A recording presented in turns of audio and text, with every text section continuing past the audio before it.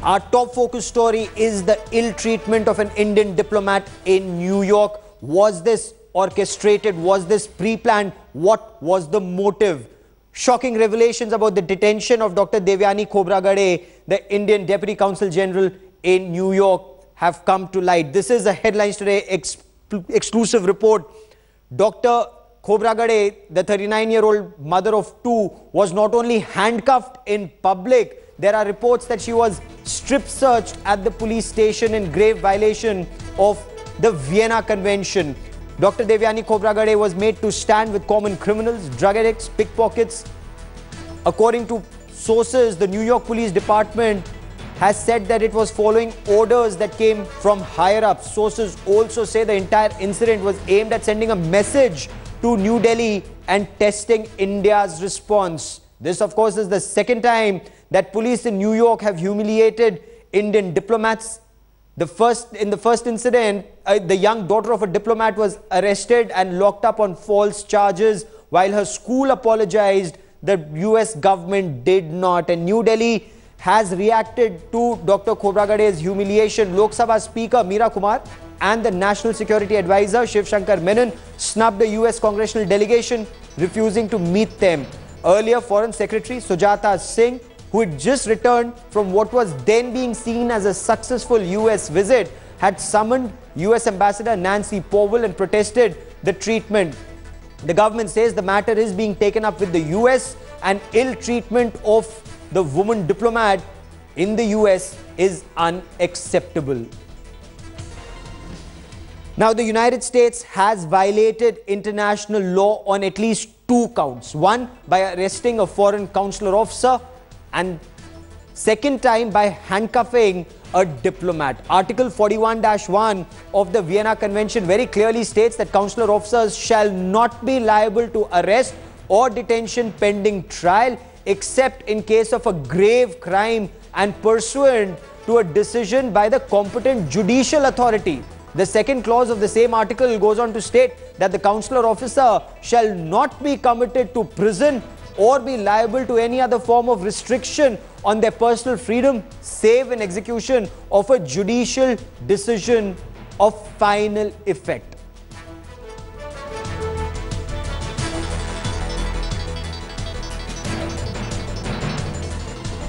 Clearly, this treatment of a diplomat is unacceptable. And joining me on the broadcast is Uttam Khobragade. He's Devyani Khobragade's father, a former bureaucrat himself. Uttam Khobragade, welcome on Headlines Today. What more can you tell us, sir? What happened in New York? Now there are reports emerging that say that your daughter was handcuffed and strip searched in prison, sir.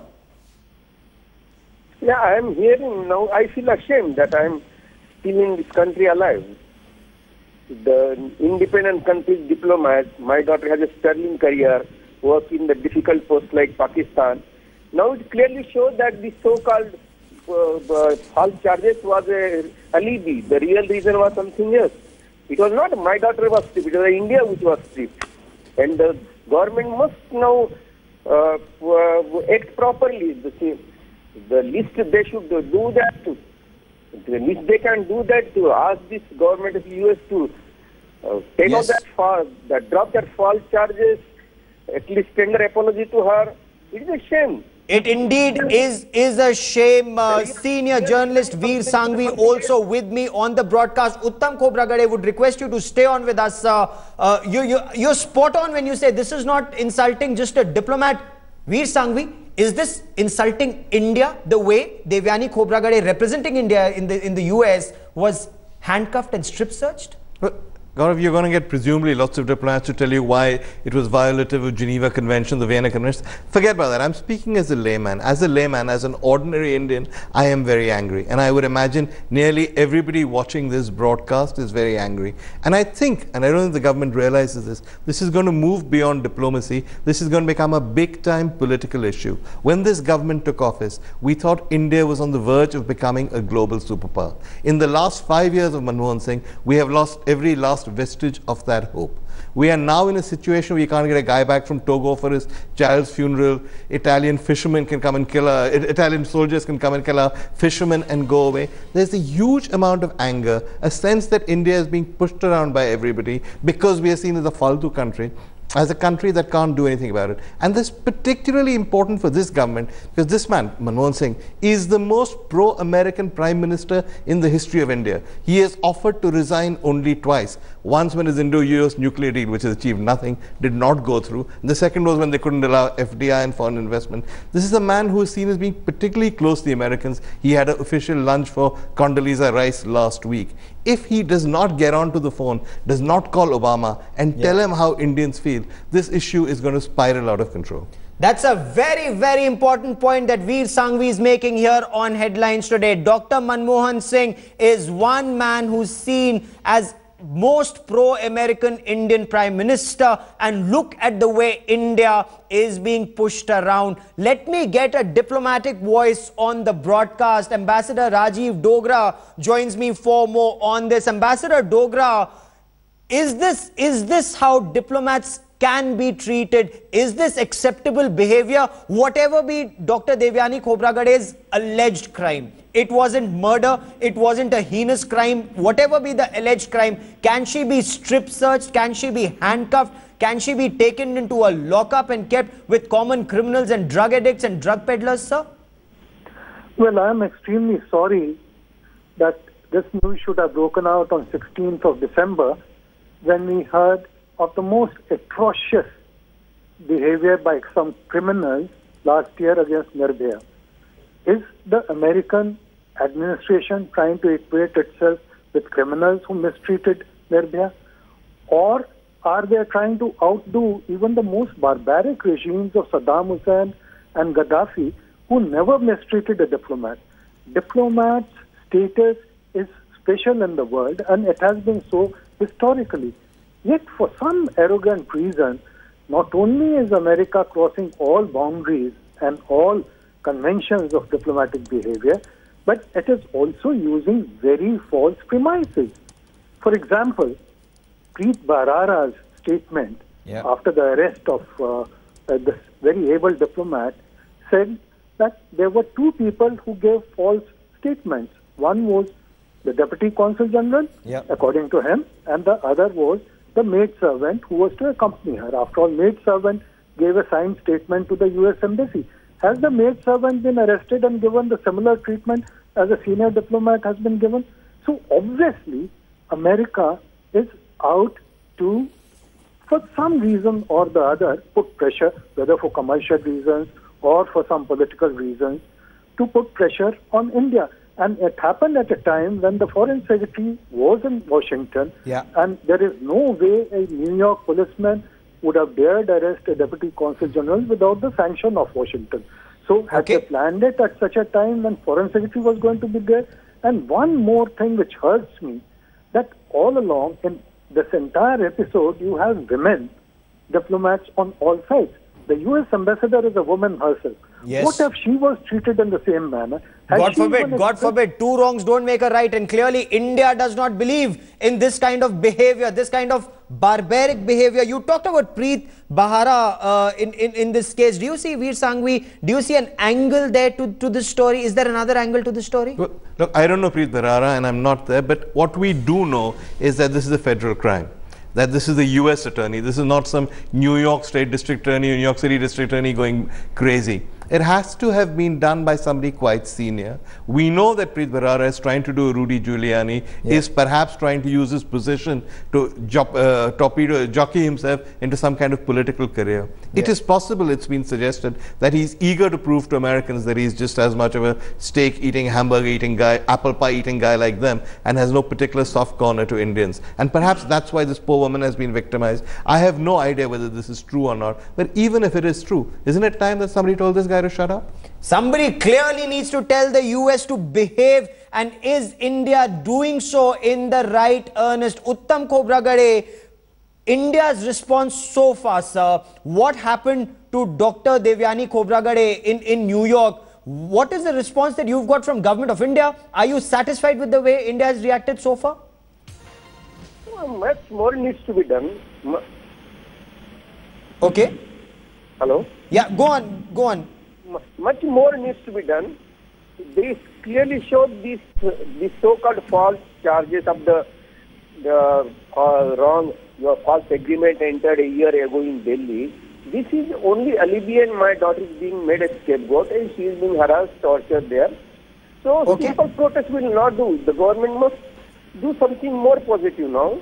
Okay. Still they are not dropped with the false, absolutely frivolous and false charges. Frivolous and false charges is what you're saying were leveled against your daughter.